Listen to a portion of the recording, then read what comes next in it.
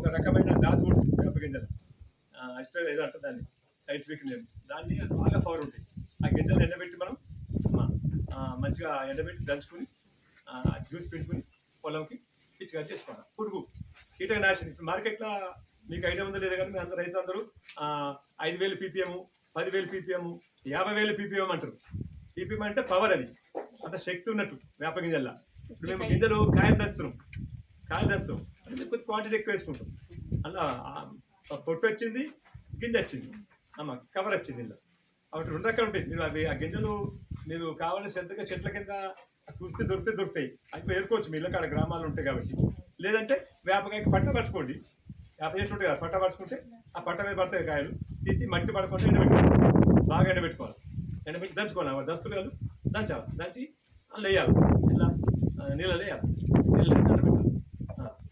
దానికి సరిపోవడం కలిపితే బాగా పనిచేస్తాను. పాపారావు గారి ఫీల్డ్కి వచ్చాము. పాపారావు గారికి అలాగే ఏడి మేడం గారికి అలాగే ఇంకా ట్రైనింగ్కి వచ్చిన సిఆర్పి మెంబర్స్ అందరికీ నా యొక్క నమస్కారం. నేను ఇక్కడ వ్యవసాయ అధికారిని. ఇక్కడ నేను దాదాపు ఇప్పుడు 2018కి వచ్చాను. 2018 నుంచి చూస్తున్నాను. మన పాపారావు గారు మొత్తం అంతా ఫస్ట్లో 2 ఎకరాలు 3 ఎకరాల నుంచి స్టార్ట్ చేశారు. 2012 అనుకుంటాను.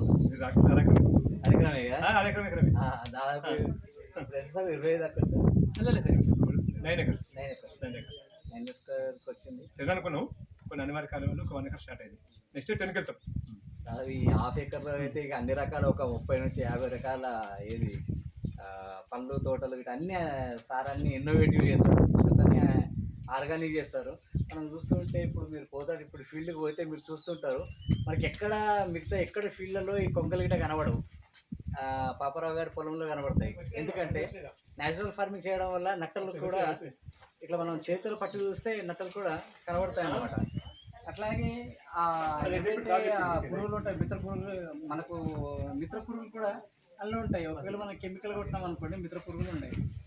ఇప్పుడు ఈ న్యాచురల్ ఫార్మింగ్ అనేది మనకు 5 సంవత్సరాలు. 5 సంవత్సరంలో గత సంవత్సరం 1 సంవత్సరం అయిపోయింది. ఈ సంవత్సరం నుంచి ఇంకా 28 వరకు ఉన్నది.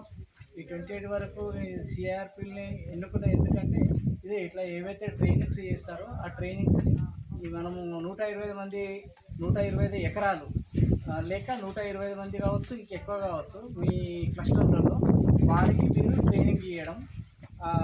అంటే ఇప్పుడు ఈ ఫస్ట్ ఇయర్లంతా ట్రైనింగ్తో మనకు ఈ సాయిల్ శాంపుల్స్తో అయిపోతుంది. నెక్స్ట్ ఇయర్ నుంచి మనకి ఎట్లా అయితే దానికి కావాల్సిన మెటీరియల్స్ ఇట్లా వాటికి కూడా బడ్జెట్ వస్తుంటుంది. ఇది సీజన్కి ఒకసారి ఖరీఫ్కు రబీకి అట్లా దానికి అది అంటే ఇట్లా మనం ట్రైనింగ్ చేసి